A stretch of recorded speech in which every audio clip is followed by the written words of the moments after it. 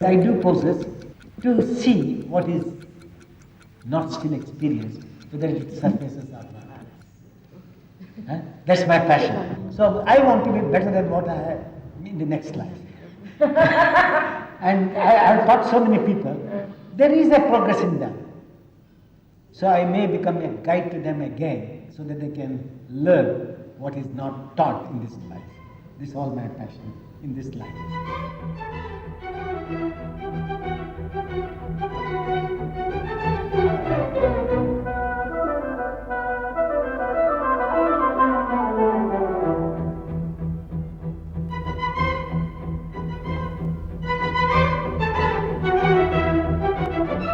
I don't think that you will find another yogi in the world who has faced the camera as I have faced. I think I was even called, that he is like a film actor in the field of yoga. So if Mr. Iyengar is there, people will certainly come. If there is no Iyengar, you can't take the conference as a success. So such impression I had created that Iyengar means star is coming.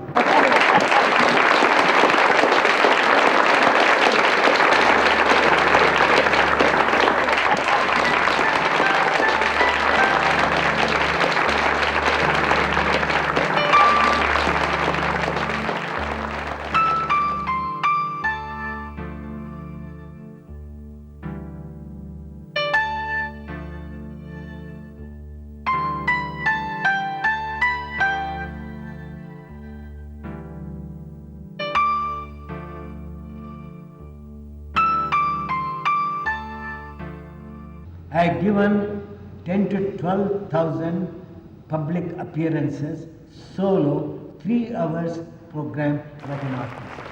I switch the light on yoga on. Please do not off it, but keep it on, those who practice, and see that you never put off that light which guides you inside. With all this, I thank you very much.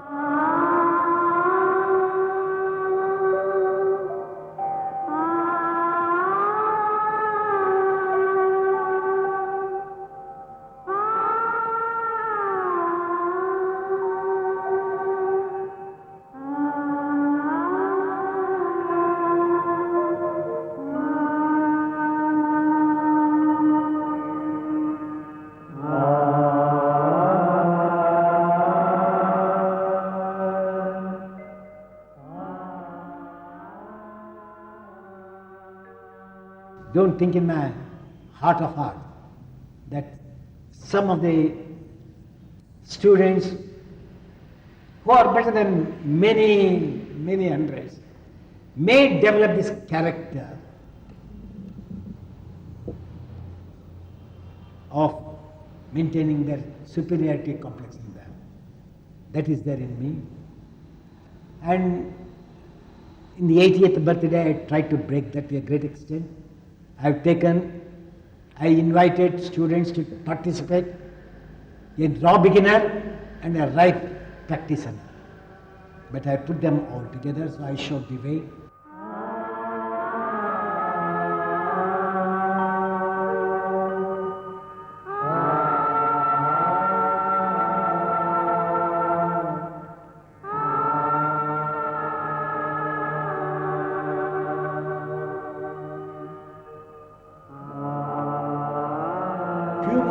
Yoga students of mine have developed a humane approach, not a competitive technical approach. How many people in this world are interested in philosophy? Honestly, factually, this is what we have to think. How can we tell them to take the zenith of yoga, samadhi, this, or equanimity of the intelligence, or oneness in intelligence, universality of human being? It's all utopian words. I think a teacher, if he is ambitious, he cannot be a teacher. So if a teacher tries to expect something to get from the student so and so, then the teacher is partial. I have taken this lady on the platform to show that she cannot see. But God has given her a sensitive intelligence, and You will be surprised to know that she will catch faster, and probably out of all these, without the senses of perception, she will present far better than all these whom God has blessed them with eyes to see. This vertical ascendance of intelligence and expansion of the horizontal intelligence should meet exactly at the seat of the heart. And that's how the mind is brought to cooperate with the physical body. Now take the right foot out. That's it. With an exhalation, take the right arm down. This is known as the triangular pose. You can see how the triangle forms. Now you can see he is doing, it's a circular asana, not a triangular asana. Can you see this dome? Es ist eine Dreieckshaltung und bei ihm sieht man, dass es eine kreisförmige Haltung ist. There is no dome here. Da ist keine Kuppel. And if you observe, it's not a straight triangular pose. Now you can understand. Do not allow the energy to go out of the skin. In olden days, the gurus were testing pupils. Who is fit, who is unfit. We call patra and apatra. Sometimes they were not getting patra students at all, ripe students, so the art died with them. Whether one is ripe or unripe, it does not matter to me.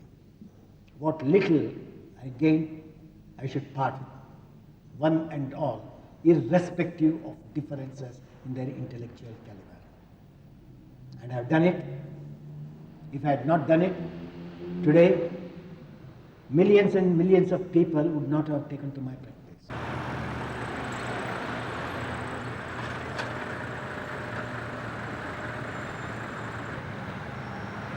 You remember the first time we met? Yes. In Bombay? Yes, 52. And the many times you worked on the on the outside of the government house in Bombay. On the terrace. Yes. You were on the terrace. Yes. I remember that so well. And our many years in Stan. That is unforgettable. Well, it was wonderful. It was really wonderful.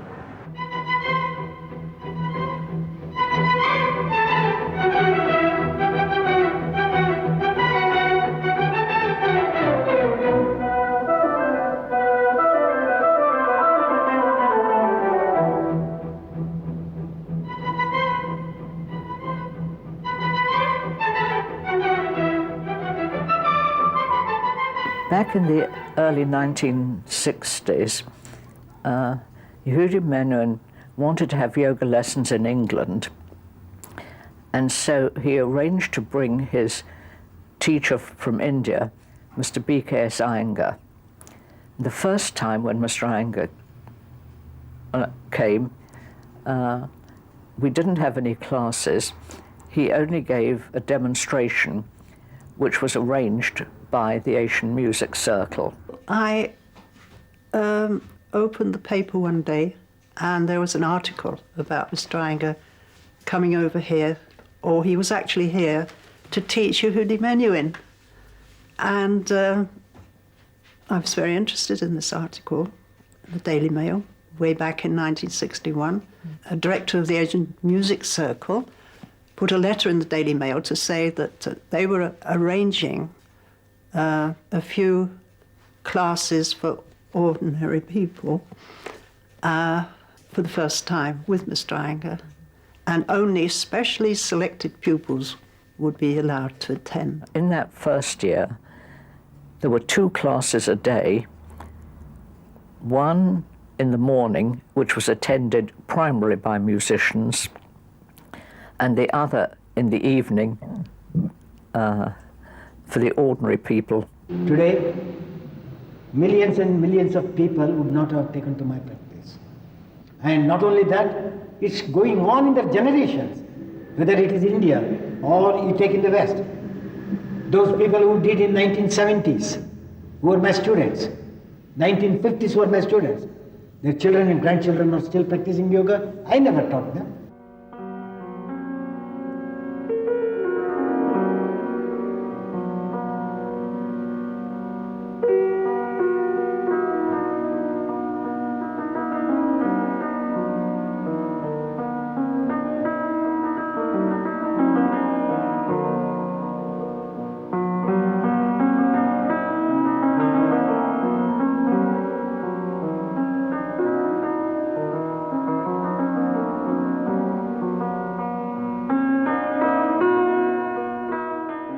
one evening, Mr. Iyengar produced a wad of papers and said, "I'm writing a book. This is the beginning of it." Now, Peter York was a reader for Allen and Unwin, the publishers. And he said to Beatrice, "Do you do yoga? I'm looking for a book on yoga."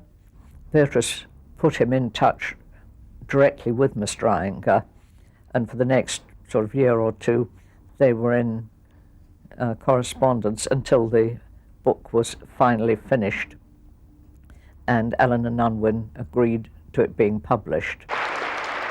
So when we stand in Tadasana, if you observe, you can get an idea of what Tadasana is.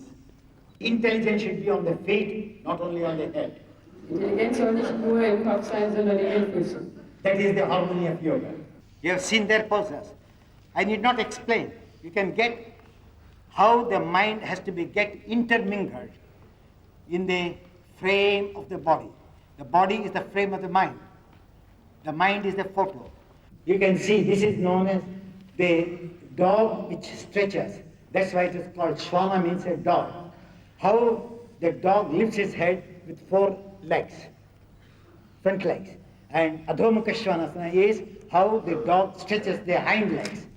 So the rishis, having seen the various movements of the animals, the birds, they started playing with their bodies, building up the quality of those animals or birds in their system to understand the behavioral patterns of the animals with the human beings. You can see my chest and their chest. Können meine Brust sehen und die Brust der anderen. So my chest appears like a dog, dog's chest. And they do. This is not dog, actual dog. One time, Hepzibah Menuhin was at some VIP education meeting, and she started talking to a man called Peter McIntosh. And they started talking about yoga and that he would like it to be introduced into the adult education.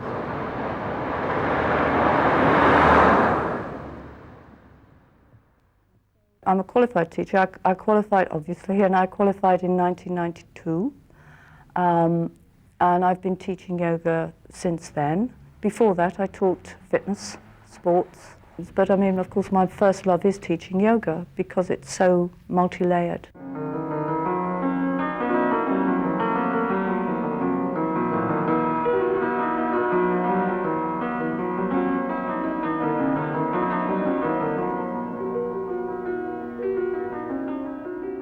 Iyengar Yoga has got a very good reputation in terms of training, safety, structured syllabus, and so because of this reputation it is attractive in an educational establishment.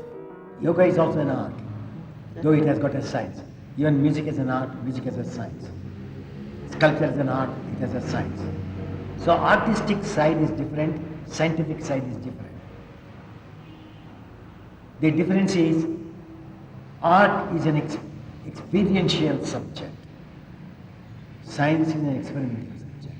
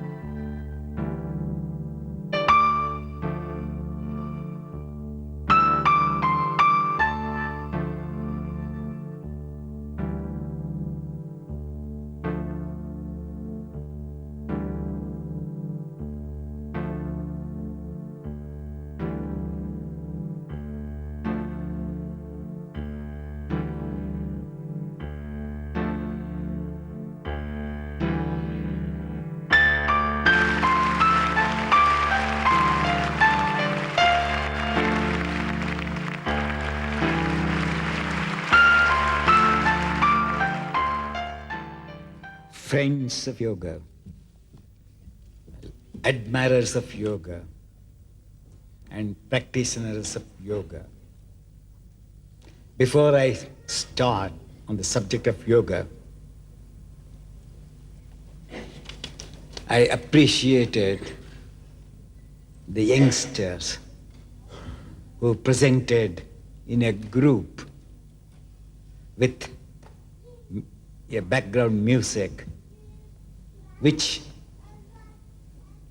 I think is the method to present this philosophical subject in an art forum so that people get ignited and interested to practice yoga. The spreading of Iyengar yoga in Europe is mostly the credit goes to Guruji's very hard work, because since many years he came regularly in Europe. He conducted classes, intensives, teacher trainings, assessments, and we are very happy to tell you that now in all European countries Iyengar yoga is taught, in all major countries of Europe, in all major cities. It goes from the countries like Germany, Holland, France, etc., till the remotest parts of the Siberia. I can tell that there is not any place in Europe that now we haven't certified Iyengar yoga teachers. Associations, they are coming up to promote his teaching in a correct way, because it is getting spread in a very big speed nowadays.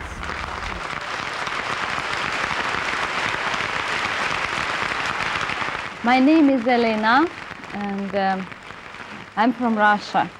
Guruji was invited in our country, and it was invitation from Ministry of Health and Ministry of Sports. After his visit, many people were very excited about this great guru, and from this time many people in different towns began practice really yoga, Iyengar yoga. And I started my serious practice, and after 2 years I started to teach yoga. And in this time I began to travel a lot for different towns, for example, St. Petersburg, Yaroslavl, Sevastopol, Krasnoyarsk, Khabarovsk. The interest of Iyengar yoga was very, very high, and it is going like that in nowadays.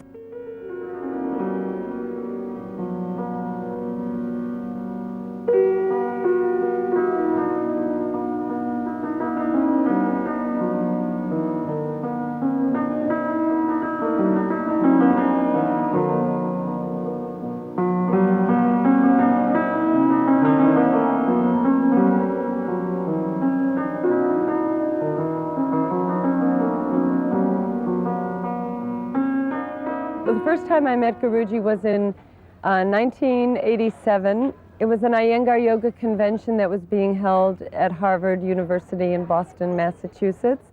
Guruji's desire always has been to create community in the yoga community, in the Iyengar yoga community. And in 1990, it was decided that there would be the second Iyengar yoga convention would take place in Southern California.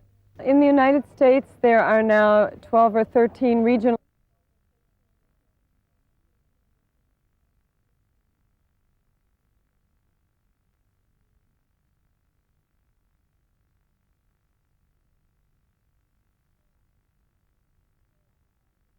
Today I would like to discuss with you one particular program that we have, which is a certificate program in yoga, specifically Iyengar yoga. The curriculum of the program, in fact, was suggested by PKS Iyengar, and we think it's a very fine program and a very academically demanding program, as well as, of course, of those of you who may know Iyengar yoga, a physically demanding program. With the Iyengar yoga and with yoga specifically, one learns persistence.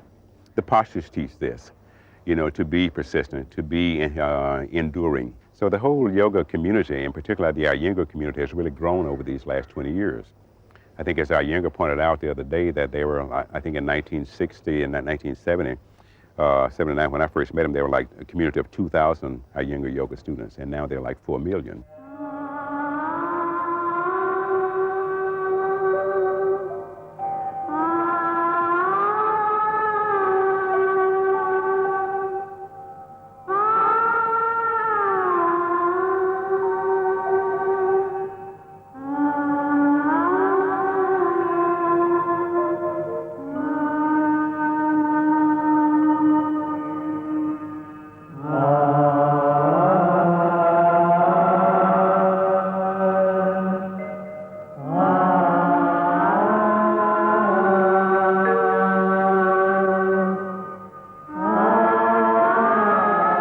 When I was 9 or 10 years old, I don't know really what happened to my health, but after a year or so, he realized that this is something very serious. And when he took me to some other doctor, they realized that it was nephritis and both the kidneys were damaged. To tell you frankly, in those days our financial condition was not very good. Then my father one day told me, look, this is very difficult to maintain all the time with these drugs because they are heavily drugging you. You just do yoga or just forget about life. Do or die, that's what the word he used for me. And I said, no, I must now take to this practice only because this is something giving me life. And that's how I started doing yoga. Or my father is special that he is teaching and others are doing. And that's how I picked up. And that was I think the seed of the interest, which later I realized that just looking at him, so many things we could learn, so many things we achieved, like courage especially. For whole of the month, if they keep on doing this, if they find a change during the menstruation, dysmenorrhea is lessened, and menorrhagia, where too much of flow is there, it's all sort of, they find the relief coming. They get rid of those problems. And those who have got problem with the menstrual cycle, which is irregular menstrual cycles, their hormonal change occurs. That's why, in a way, it is a boon for ladies. This is the pose in which they find restful. The thyroid tension is also lessened. I explained that how the shoulder bone goes up, the throat is relaxed, so the pressure on the thyroid is lessened. And that's why whether in a hypothyroid or hyperthyroid process, though rest of the asanas they have to do, this is the one which helps them a lot. Centralize the body, and though you are in a lying down position, your back rib should not go to a sleepy state, especially the rib region which is below the bottom floating rib. If slightly comes upward, you find the chest rejuvenating. Let me tell you about Guruji one thing. Though he is a man that without having any medical background, but still very much sure about what he is doing, he can handle any problems.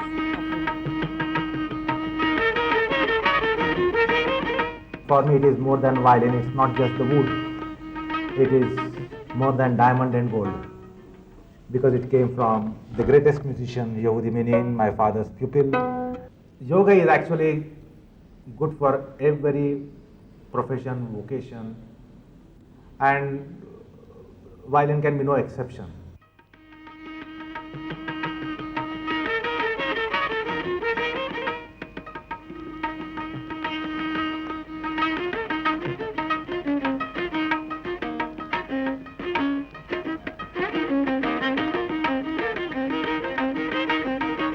When I practice yoga, whatever is my experience, although it is beyond words, and I could put it because of emotional touch to my language, musical touch to my language, I could articulate it. Not only can violinists learn a little bit of yoga, but much better, a yoga father can produce such a wonderful violinist.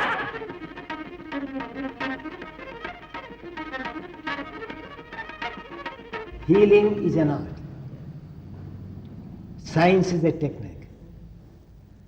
Today the market is flooded with drugs, with various pills. Do you mean to say health can be purchased through pills, by swallowing pills? Or health has to be sweated? Even health may be tamasic, health may be rajasic, health may be sattvic. Just using the word health has no meaning at all. Each and every cell should be ringing with a bell that I'm healthy, I'm healthy, I'm healthy. I consider that as a sattvic, pure, illuminative health. And that yoga gives. The fire of yoga, if it has to be burned in the hearts of the people like you only can do that as I am with it. I was at the front line. Now I want people to forget me when I am still alive. So that is why I got isolated myself.